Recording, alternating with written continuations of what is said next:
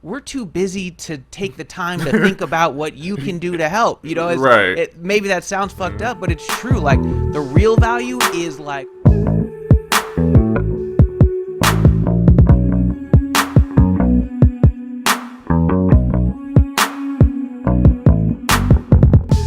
all right, so today on the Midi podcast, we got Triza. Triza, thank you so much for coming. I appreciate you. No, thank you, sir. Thank you. Appreciate you for having me. Yeah, man, we've been talking about doing this for a while. I'm excited to I'm excited to get into it. Maybe just for anybody who doesn't know, a little bit about your background. Maybe we could get the quick version of just kind of how you came to be Triza, how you came to be where you are now. Oh man, so I'm Triza, originally from Virginia. I've been making beats and DJing pretty much since I was a teenager. And I started just like everybody else back in the day. I was selling beats on SoundClick, was the popping thing. I was making pretty good money from that. I moved to Atlanta, and really had a bunch of great mentors like B-Cox, Rico Love, Usher. So I got to be around that whole situation. Did a few records, got a few placements, worked with some people like Chris Brown, Justin Bieber, Rico Love, of course. And then I got really into entrepreneurship, and here I am. Love it. So you've had some great experience on the sort of quote unquote industry side and on the entrepreneur sort of business side too. Exactly. And I feel like they go, they're hand in hand a lot of times. Yeah, do you feel like some of the skills that you learn on one side help with the other side? Oh, definitely. And especially when it comes to like the music industry, it's very hurry up and wait. And so I've always wanted to own my own businesses and run my own websites. And I've tried 20 different things since I was like a teenager. But it's always helped me, like between placements and like waiting on checks, having a business of my own always helped me be able to kind of make decisions that I wanted to and not have to take deals because of money or, do certain situations because I needed the money. It helped me be able to sit back and be like, okay, this is what I want to do, and I have time to make the decision and figure out what it is exactly that I want. Yeah, no, to me, that's what that entrepreneur side is really about. It's about freedom, because when you have that ownership, it's your thing that you're doing. You're not waiting for somebody to cut you the check because you're cutting your own check. So you're good. So Exactly. like, you can pick and choose, the other stuff that you want to do. So that to me is is one of the big advantages of actually building your own thing. So what was kind of like one of the early versions? So I know you said SoundClick. How did that kind of evolve? Like, what was the next version of you kind of building your own, business, your own thing?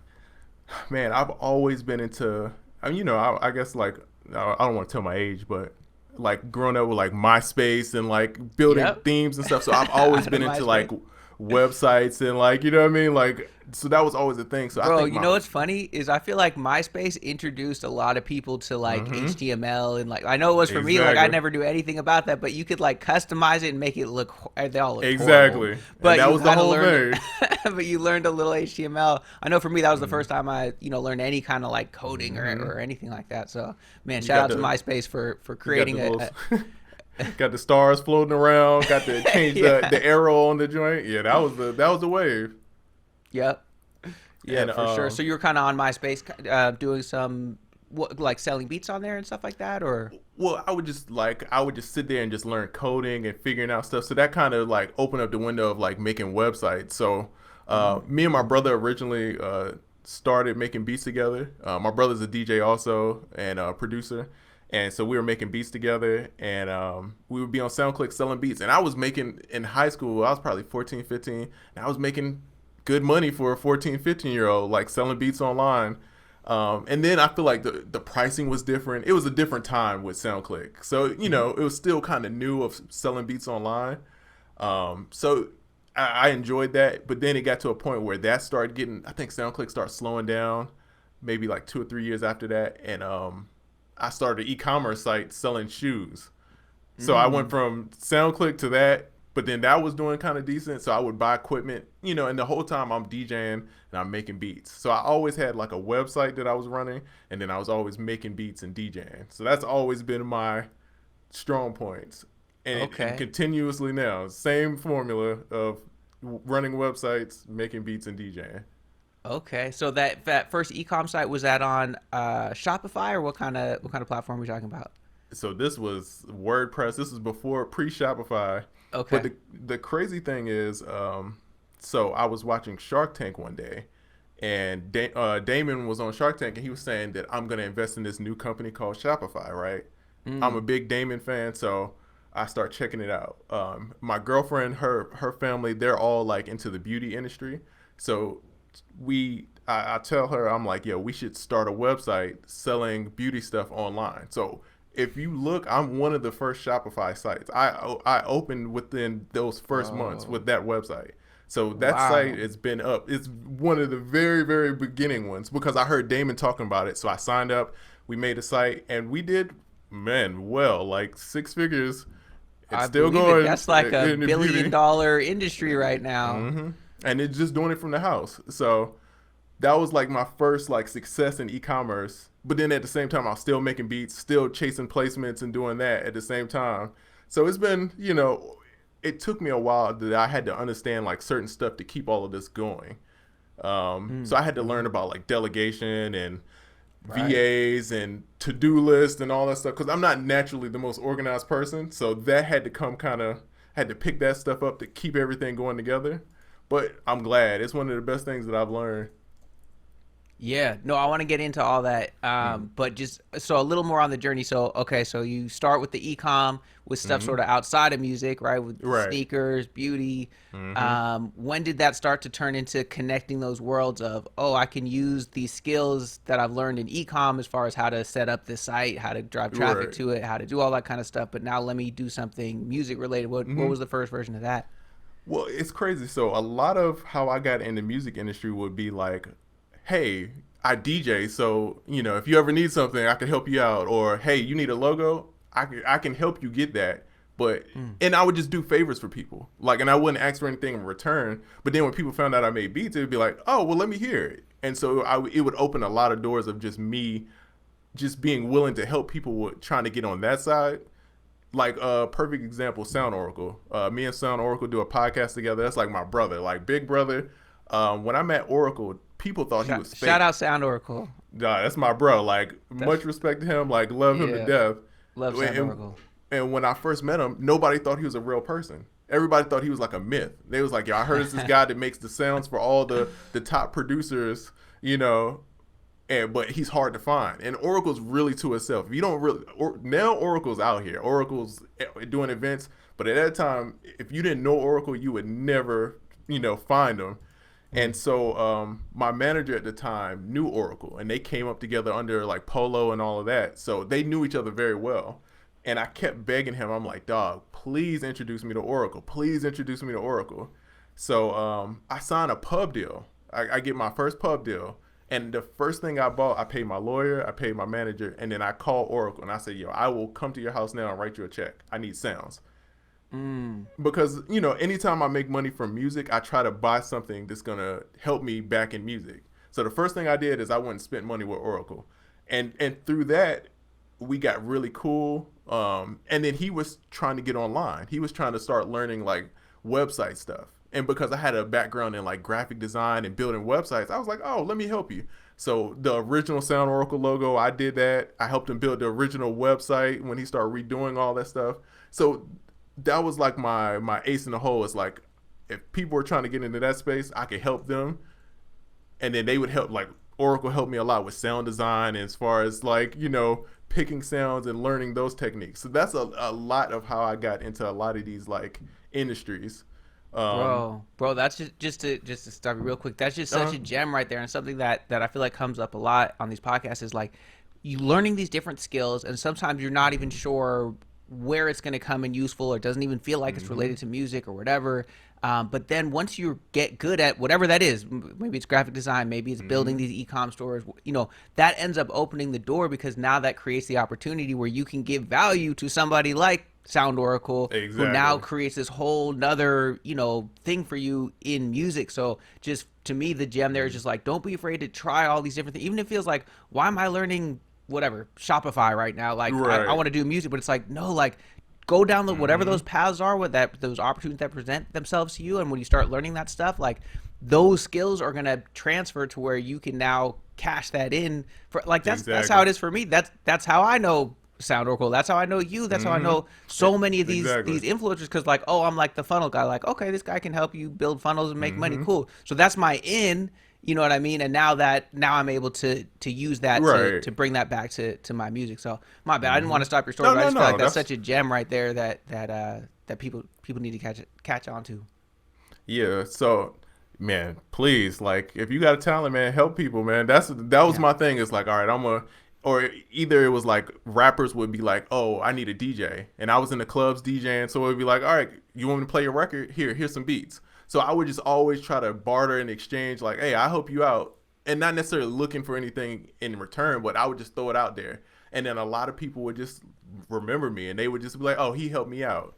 My manager, I had a manager named Keith, and a good friend of mine, like to this day, and he's really good friends with Usher. So I got to go on that whole journey of working with them and being around them all the time, because he was somebody else that I just randomly would start helping on some other stuff. And then I was around, and it's like, oh, you make beats. And so, you know what I mean? I'm playing beats, and then they're amazed by the beats now. And that's how I met Rico Love, got a publishing deal. That's how I got a lot of these placements. It's just networking and just trying to reach everybody and not really being, just trying to put goodwill out there. Yep. No, it's the thing. Everybody says like, oh, give value first. But I feel like most people don't really understand that. That is what giving value first means, is like, it's not your music. If you're trying to get a placement, like your beats, giving them beats, that's not value. That's the thing you're trying to sell, right? That's that, you know what I mean? So the value is helping them with, something else, right? So yeah, no, I think that's a big gem right there. And like for me, a lot of time in the past, it was engineering, because that was a big focus for me. So it was like people would want to work with me as an engineer, right? And then that would be like, oh, hey, you want to hear some beats, like, you know what I mean? And exactly. So that was kind of how that worked.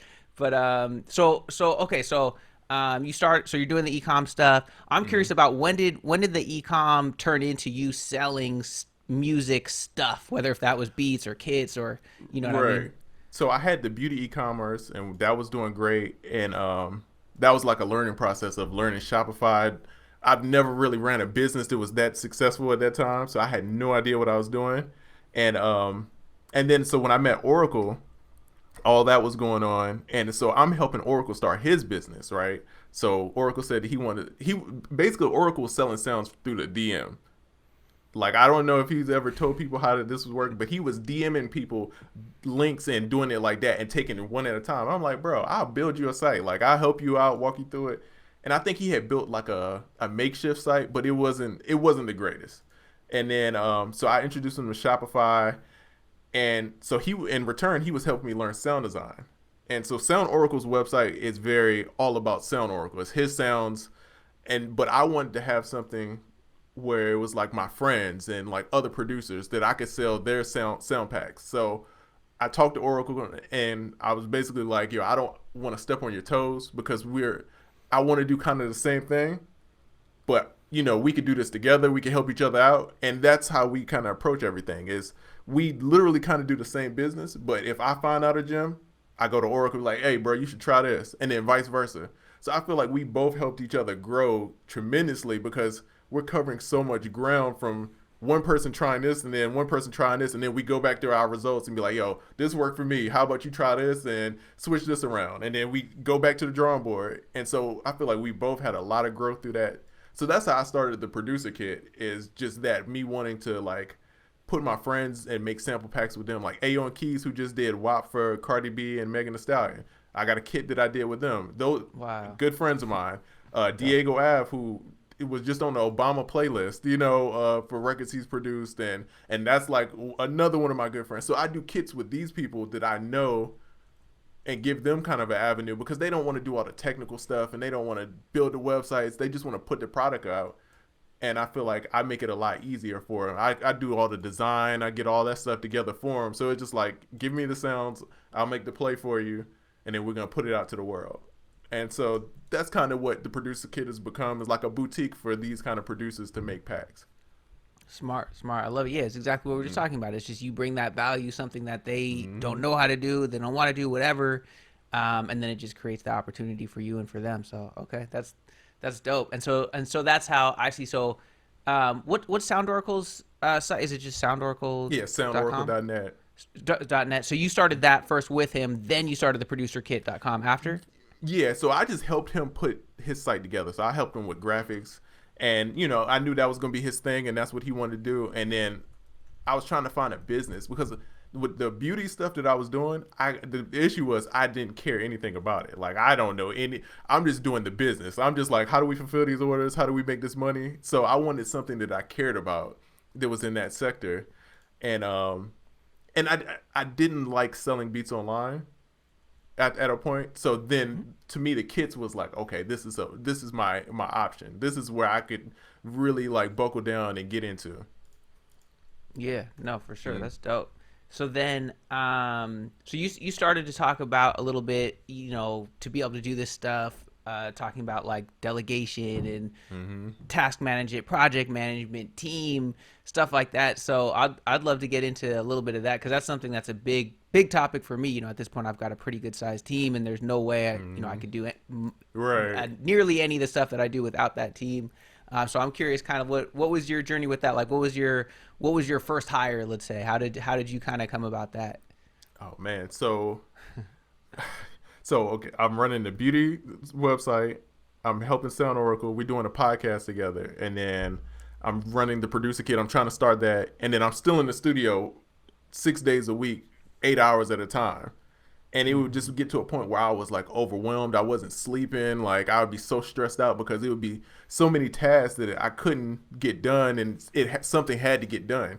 And so I just felt like my life was kind of falling apart. So me and Oracle, we kept talking about all this stuff, and then we finally found a to-do list manager called Todoist. I don't know if you ever heard of it. Yep. Right. Yep, I know it. But for me, one of the best things that ever happened to me, I saw this guy, I still know his name Carl Pauline. If you go on YouTube, he's like the Todoist guy, right? He teaches you everything. So that was the first thing where I was like, I get it now. I see the structure of how you can organize your life and put certain stuff and remember stuff. So that was the first thing. And then I really started studying virtual assistants and how that worked.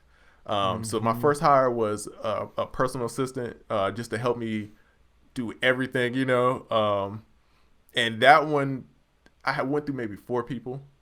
Because what I was doing, I was hiring overseas. So Yep.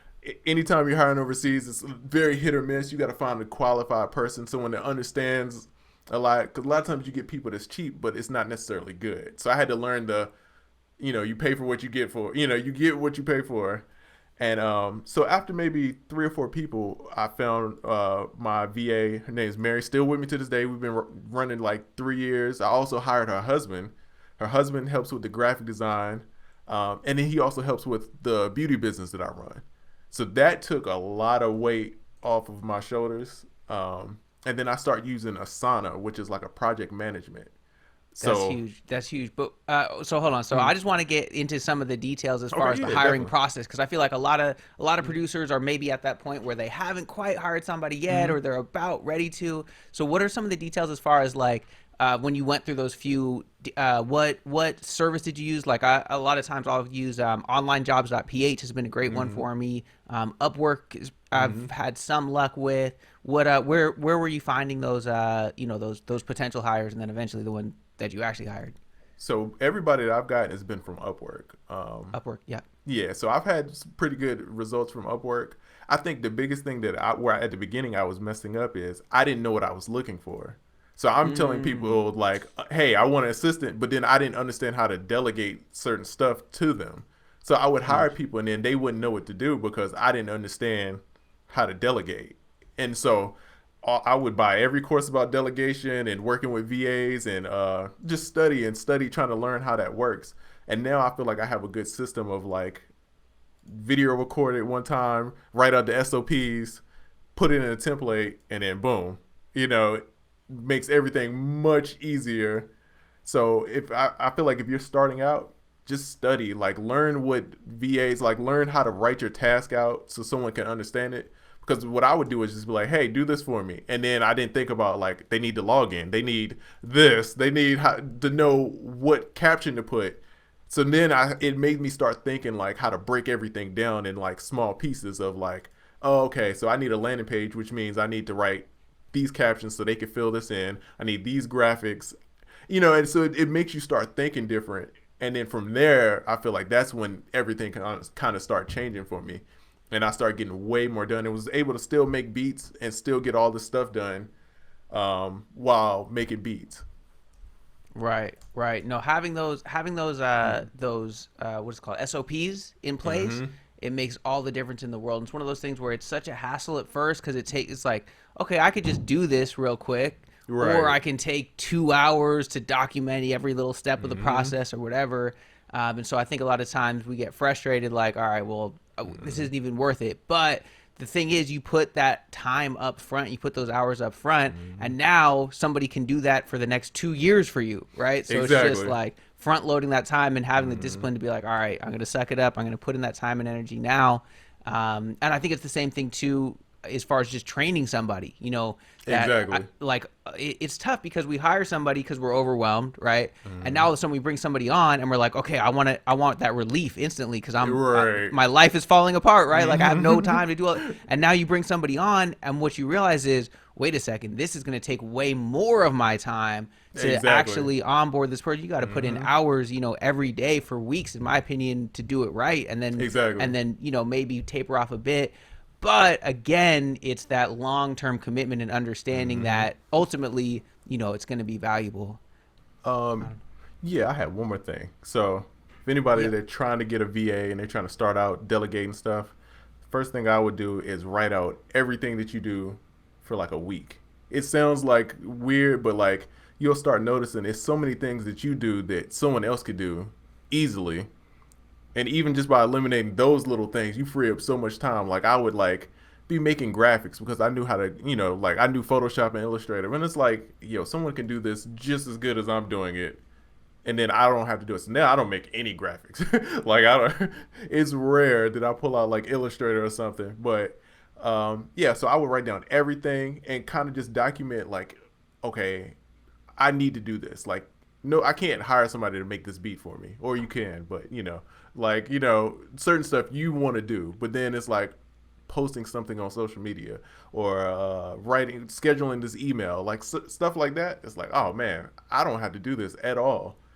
And, go from there and just write out a list of what you're looking for and what you're not looking for. And I feel like that helps people kind of understand. So when you're hiring somebody, they get, all right, I need to know these skills.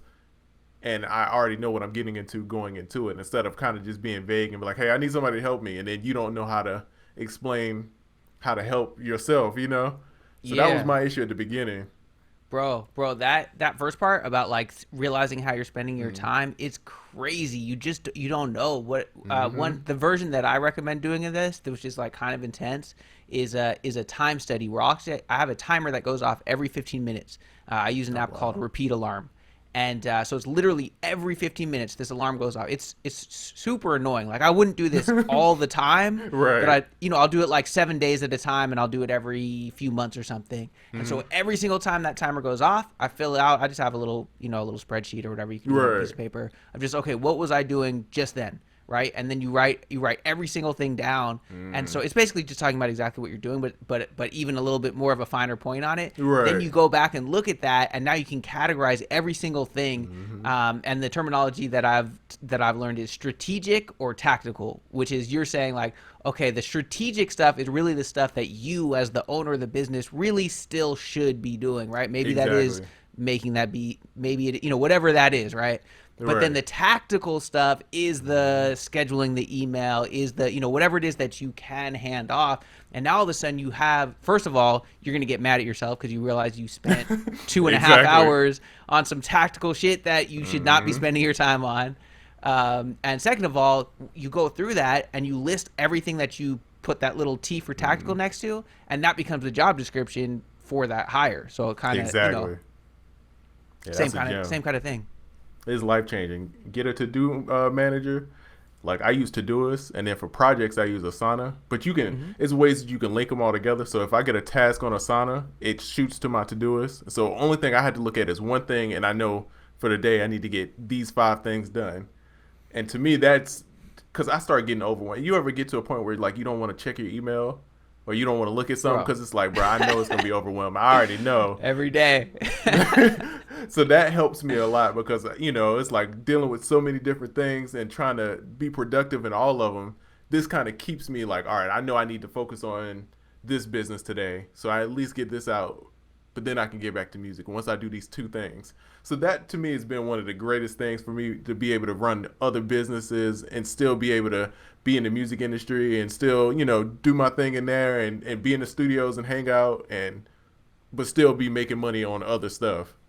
Yeah, there's so much. How do you pick those? Because okay, I'm sure on any given day there's probably 30 things you could be doing. How do you pick? How do you, you know, uh, Uh, decide? well, I mean, one, I have great help, so I got a great team helping me with a lot of this stuff. And then every week, so Sundays is my day where I will write down everything that I could think of for that week, and then I put them in an order. So, Mm-hmm. and in Todoist, you can mark stuff either red, orange, or blue. So anything that's super important, like I knew I had to do the podcast, red. It's super important. I know I need to write these emails for this upcoming product, red. So anything, and I really sit down and I'll spend maybe 2 hours of really just getting focused on what's the most important, and then I try to schedule it out. Now sometimes I get off schedule, which is natural, but me having an understanding of the hierarchy of like this is the most important, and as soon as I wake up I try to knock out that super important thing if possible, and then Yeah. I got time. So to me that's what's been able, so I could still like go to the studios at night, and then have a life, doing other stuff, take care of my daughter, but then be able to get a lot accomplished. So that's kind of how I end up picking it. And I just get an old school piece of paper, pen, write everything down, and then I add it into Todoist from there. Because to me, it's easier to think out everything on a piece of paper. And man, that's been great. And then I just mark down if it needs to go to someone else. Cool, I mark it to that, But I just get Mm-hmm. all the ideas out every week, and then every day in Todoist they have a thing called inbox. So every day if I think of something, I put it in the inbox. At the end of the day, I just go through it, make sure I sort it, put it, assign it to somebody, and that's it. And now I got it down to that takes like 15, 20 minutes. But that's kind of how I end up keeping up with everything, so stuff just doesn't fall through. Because that was an issue I had for a while. It's just like I was so overwhelmed doing so many things, Yep. and I didn't want to be like a jack of all trades, master of none. So I started niching down and focusing on a few things, and really getting good at that, and then letting everybody else kind of deal with the other parts that I wasn't as great at. Smart, smart. Mm-hmm. Damn. Okay, so many gems in there. Yeah, that whole concept of, okay, let me get everything down on paper of all the Mm-hmm. stuff. Now let me get it clearer about what are the priorities. Not only what Mm-hmm. are the priorities, but what are the things that make sense for me to do, that's like my, zone of genius, or my, the Mm-hmm. strategic things in my business that I need to be doing. And then what are the things that I can hand off? Let me make sure I delegate that. I have my system in place to do it. And then bam, you're Mm-hmm. doing it. I think that's huge. That's huge because it's some, man, as producers, like you already know, just being a producer, just on the Right. creative side, there's so many things Mm-hmm. from, yeah, okay, you're making beats, but you're organizing your samples, but you got to export the Mm-hmm. beats in all the different formats. You got to, like just that is a million things. Exactly. Then you're a business owner, an entrepreneur. That's Mm-hmm. wearing a million different hats. Now you're doing Right. both. Like you need to have some kind of system, something to do it. And so yeah, Mm-hmm. that's smart. That sounds like a great way to do it. Especially like I feel like with producers that a lot of people don't treat it as a business. And that was one of Yeah. the things that very early on I had like great mentors that's like, yeah, you have to you got to understand marketing. You got to understand how to like put yourself out there and treat it like it's like a e-commerce site. Treat it like, it's your job. Like that's how you have to do it. Like, so making beats is one small part of it. And people get so weird when I say it's one of the smallest parts. Like Yeah. everybody at this point with technology, everybody makes great beats. Like it's people like me and Oracle putting out loops that's like Right, you could loop stuff up, throw some drums on it, and people think it's amazing. The consumer doesn't understand that it's a loop pack. So Right. then it comes down to who do you know, who are you getting in front of, those are the things that matter, and it kind of makes the difference. And like shout out to you, man, because you came in and you gave me some gems and you helped me out a lot. I don't know if you know how much you helped me out, but you definitely helped me out a lot, trying to figure out my marketing strategy, because you were the only person I've seen to use ClickFunnels related towards music, and I had it for Mm-hmm. like 2 years trying to figure it out. You and Anna were the only people. I was like, yo, how are they? I was like, all right, I got to figure this out. And I was on ClickFunnels just trying stuff, and then you gave me a Yeah. couple gems, and then it clicked. So man, Hey, okay, appreciate I it. love to hear that. What's yeah, let's get into some marketing, some funnels. Let's get Hmm. into some of that. So what were some of the early things, I guess maybe that you were trying that maybe that didn't work, and then what were some of Right. the things that clicked that did work?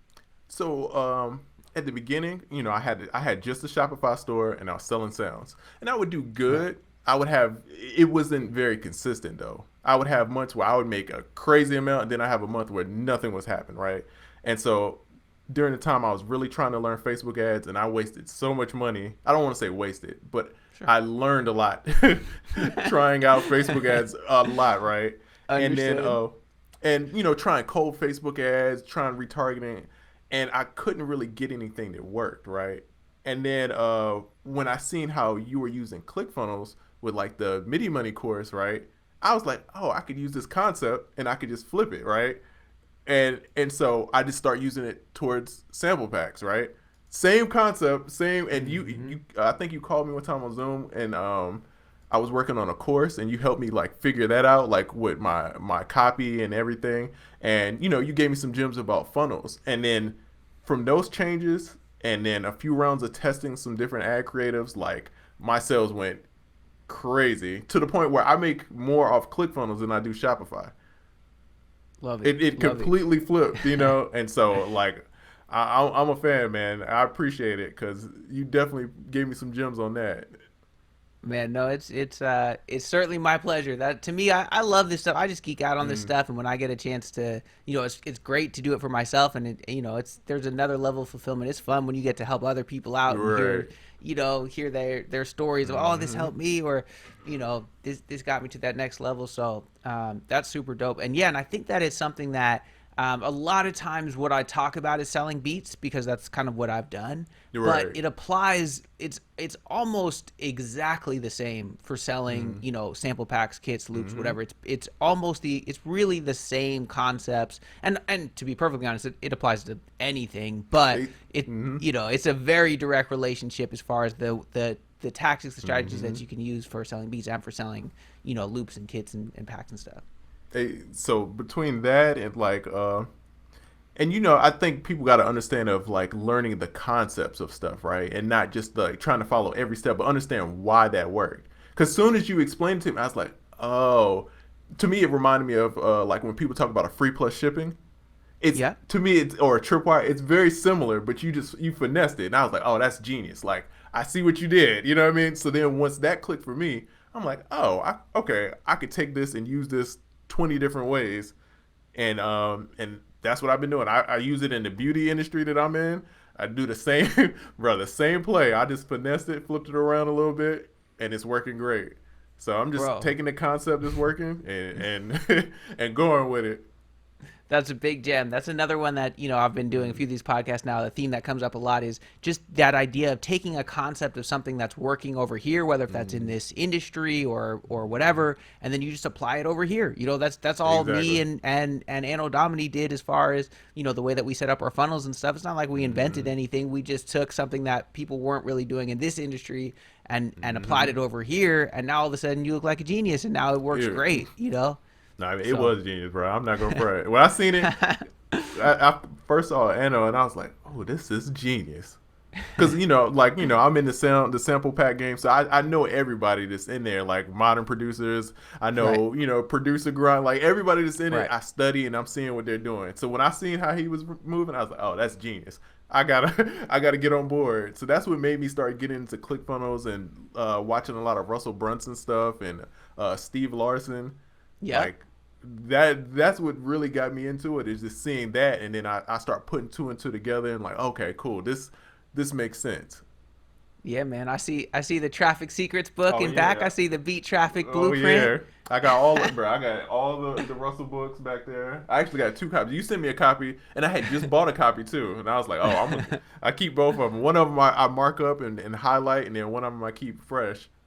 Yep, yep, yeah. No, I mean those the three books that Russell wrote, the .com secrets, expert secrets, traffic Hmm. secrets. Those were all just life changing for me. Huge, Oh completely yeah. changed my whole perspective and kind of taught me Hmm. most of what I know really came from those books. Hmm. And then just like we're talking about, okay, how can I apply this to what we're doing, Hmm. to selling beats, to music, to whatever? Like that's been huge for me. And shout out, man, appreciate you being a part of that beat traffic blueprint Oh man, appreciate book it, man. as well. That's something that it started out as like, oh, this kind of be a cool idea, and now it's kind of grown into this thing where a lot of people are really excited about it. So I appreciate you All being a part right. of that one. No, appreciate it. It made me feel like, all right, I actually was part of something. When I got the book in the mail, I was like, ooh. I had a people at the house. They was like, wow, this is for real. I was like, okay. I did not expect it to be like that. So it was a great experience. Yeah, man. Yeah, man. No, it was fun. It was fun. And we might be too here. What's the word?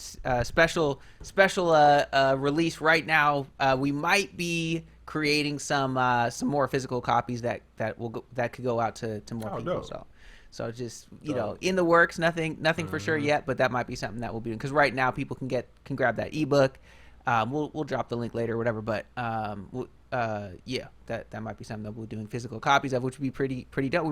We might just do a little free plus shipping funnel off of that Hey. book, you know? Hey, they work, bro. Yeah, yeah. Were you doing free plus shipping off like the beauty stuff? Because I've seen a lot of people doing that Hmm. now. Yeah, so I run one free plus shipping there, and I tried with a bunch of bro. I've tried so many stuff. I tried one time with stickers, right? But the issue Mm, with stickers is that the shipping cost and the margin of what people yeah, value stickers is kind of weird. So right. it took a lot of tweaking to get it to be even somewhat decent. So it's just like me trying to understand what products work, and what stuff, like a book is so valuable. You can Right. charge $50 for a book and it still makes sense. You know what I'm saying? So Yep. books, digital products, the same way. It's like the value could be $2 or it could be $200. It just Hmm. depends on how the offer that you make with it. And Yeah. that's something that I learned from Steve Larson. Like, I know Russell's the guy, but I love Yep. Steve Larson. Steve Larson is like my dude. Like, I listen to his podcast all the time. Um, and I learned a lot about crafting offers and putting stuff together from him, Yeah. and that helped me tremendously. Like, just understanding, okay, you don't have to lower your price all the time. You could Yes. add stuff to it to build it up, and that will separate you from everybody else. And Yes. that idea kind of just like changed everything as far as business. Yeah, no, for sure. I love. Okay, yeah, let's get into some Steve Larson stuff, because I love what he teaches. So as Mm, far as like creating that offer and making it great, there's like a few different ways to think about it, right? So I know like one of the big mm, ones, and this is something that Russell talks about, but also Steve Larson talks about, is when people are deciding if they want to buy your thing. There's usually they have objections, right? Whatever mm, the reason they're not getting, just it's basic sales. They have their objections. Whatever this thing's not going to work. This I don't need this. Whatever, right? And generally, those objections fall under three categories. And those are vehicle, internal, or external, meaning vehicle based, meaning the thing you're selling is the vehicle. So they have some objection about the thing you're selling, right? Like this, right. this, let's say, sample pack is not that dope, whatever, right? Okay, so that would be a Mm, vehicle based objection. An internal objection could be, all right, well, this pack is dope, but I'm not good enough to actually make a good beat from it, right? mm, An external objection could be, something about the outside world. Would be like, okay, this pack is dope. I know I can make something dope, but the market is so saturated that when I go try to sell a beat, it's not going to work. So now what you right. can do in your offer is, instead of just Mm, selling that sample pack, now you can say, okay, guess what? So you don't think this is dope? Well, let me show you. Here's this demo of like all these incredible mm. put together things, and then they're like, oh, okay, well, you just knocked down that objection, right? Exactly. And then the internal one, maybe, well, I can't make something crazy from this. Bam, you can show them, hey, check it out. Like these loops, like watch how this works. You show them a quick tutorial, like bam, load this up in your DAW, throw some drums on it, and it sounds amazing. And now all of a sudden their internal objection is gone. I'm like, damn, okay, I can do that. Exactly. You know, and then maybe what you throw in is a mini training from your boy Gabe about how to sell beats online that's showing like, hey, this dude made $1 million selling beats online. What are you talking about? Like, check it out. Bam, knock down that objection, and now you've given them more value, and you've also, you know, gotten that sale. Exactly. That, I'm telling you, between how to package it and then making the offer, those two things like really, because I feel like I understood it when it came to like drop shipping and all that stuff, but I'd never seen it with music, because I feel music is kind of weird, because music is it's a real thing, but it's nothing tangible. So I feel like anything that's not tangible, it's hard to sell in a way. You have to package it a certain way, and you have to make sure it's certain objections is met, because it's not really a real thing. You know what I'm saying? So that part, it always messed me up, and I never could get past that until when I saw how you were doing it. I was like, oh, that makes sense. Okay, I get it now. And it kind of, everything started clicking. And from that, man, I've been running. Like, I've been going with that same formula. Yep. Yeah, no, it's fun to me too. Once you start geeking out and getting into like the psychology of it, like we're talking about there, of okay, what are the different objections? How can you put this together? Like, I don't know, that stuff's fun to me. It's just I think sometimes people just don't know about it, or you know, it sounds boring. But once you get into it, to me, it's super fun. Me and Oracle call each other like once a week, like, yo, bro, I just learned how to do this. Yo, switch this around, go do this. And as we live for it, it's like, and we try to find a new gym to teach you each other. That's like the thing. It's like, all right, this week, Oracle told me something that helped me so much. I'm going to find something next week that's going to help him. And that it's become like a game, but it's helped both of us so much that it's, you know, grow and just do better in business. And then it's just fun being able to do business with your friends and see everybody else grow at the same time. It's super fun. So I enjoy it, man. Yeah, and I love that spirit too, that I think sometimes people think that to be successful, they need to step on other people. And in my experience, it's really been the opposite. It's really by helping other people, by sharing the secrets, by you know helping your competitors, like all that kind of stuff. That's the thing that's really helped me grow. You know, Anno Domini, like that was, you know, for me coming up, he was the guy I looked up to, like, man, I just want to be like him. And then started to grow to a certain point where it's like, okay, now that's my competition. But then we teamed up, and I'll give him credit really for being for initiating this, of like, wait a second, let's just work together, let's teach each, you know, let's help each other, let's work together, let's affiliate, let's do stuff, and now we're better than ever. You know, and the same thing with everybody, with us working on Beat Traffic Blueprint, with us doing the podcast, with, you know, it's not like, oh well, you know, I got the UnQuantized podcast and I don't want to be on your podcast because that, like, no, it's the opposite. It's like, I might have some people in my audience that don't know that they should be tuning into the UnQuantized podcast, and now they're like, damn, this guy Triza is dope, like I should go check that out, and vice versa. So like, to me, I love that we have some of that going in the producer community of, no, let's teach each other, let's help each other, and that's how we're all going to end up, you know, continuing to grow. Exactly. Yeah, you can't do any of this alone. Especially, like, I hear so many people talk about they want placements, but they're by themselves, and it's like, bro, like, this game is a collaboration game. Like, that's all it's about. It's like, who do you know? Who are you collabing with? And can you make a good product? That's 90% of placements. You know what I mean? Right. And so, you know, I always tell people, like, I know with the Rona stuff, you can't, you know, we can't go out there and shake hands like it was. But, like, yo, DM people, message people, like, reach out to people, because that's the difference. Yeah, emailing stuff all the time, just random emails. Like, bro, I get so many emails that of people just sending me beats, and it's like, bro, I don't know anything about you. I don't know who you are. Like, I'm not gonna open it. I don't trust those links. But if someone messaged me and they build like some kind of relationship with me, and then they send me something, I'm like, oh, let me check it out. And same approach. You got to take that to. That's how you can reach anybody, damn near. You know, network across, network with other people who are doing, instead of trying to shoot up at Drake. Like, I be seeing people like, yo, I DM Drake, I'm like, bro, it's not happening. But network across. Someone across might know somebody better that can get you in those right spaces. Bro, Yeah, I think two huge gems right there. One is what you're saying as far as like the second part of like, yes, everybody thinks like, okay, I need to get whatever in contact with Drake, let's say, or whoever Right. it is. Maybe it's even, maybe it's even Sound Oracle, or maybe it's Timbaland, right? And they're like, oh, Right. if I could just get in, and it's like, no, like look at your peers. Who are the people around you? Maybe somebody who's a few steps ahead of you, and then how can you work with them? And that becomes, it's almost like your class, right? Like, okay, we're in this class together.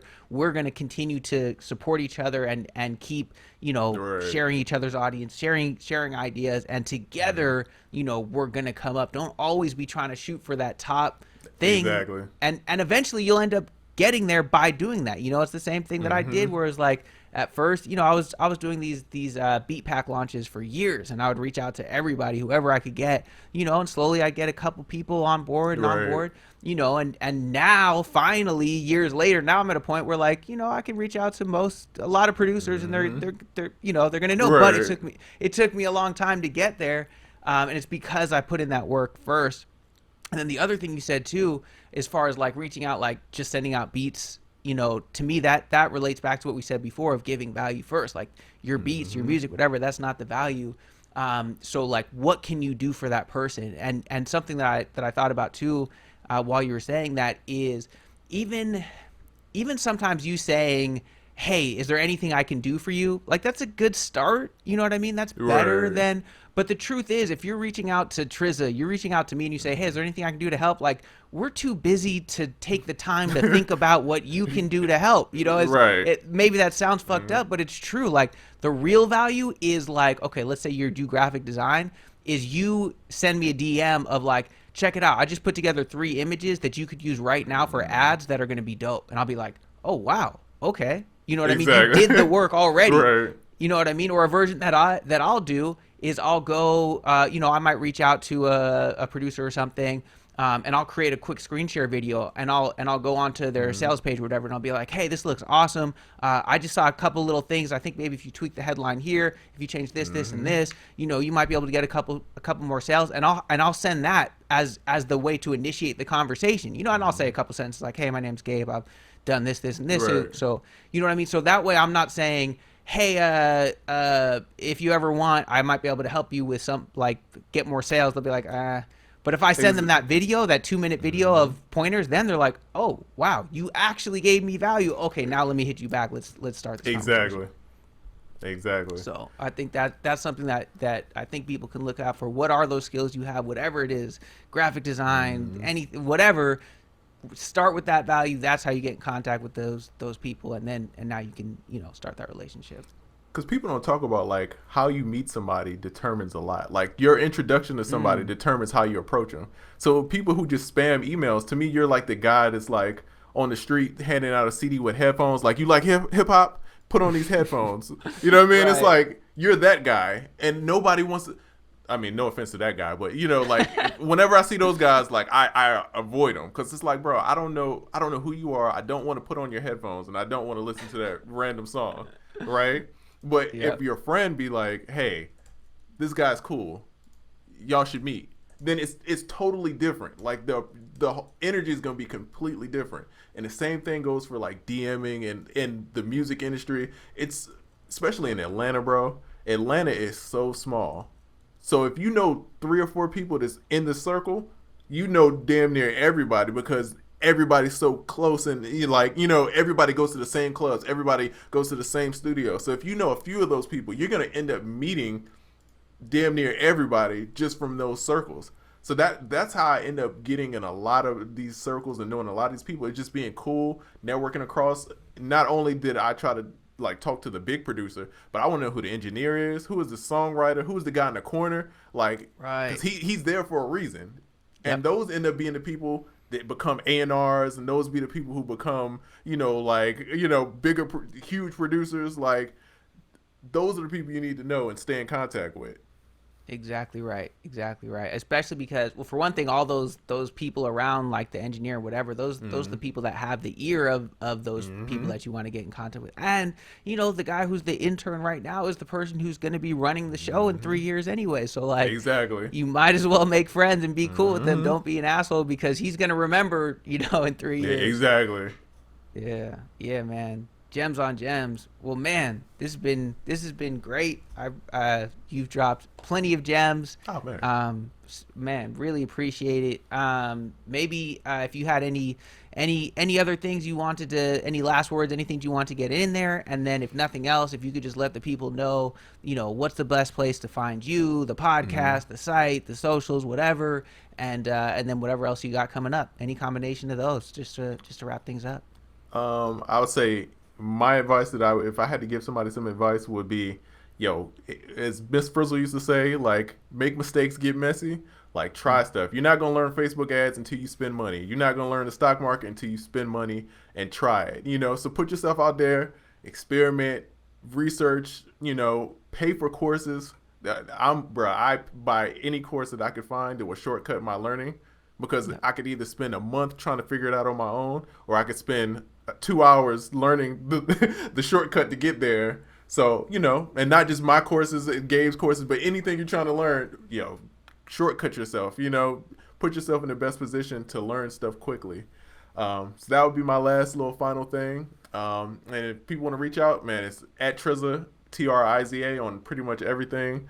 And check out theproducerkit.com, sounds, voice tags. We do, content. So that's pretty much it. Oh, and UnQuantized podcast, me and Sound Oracle, every Friday.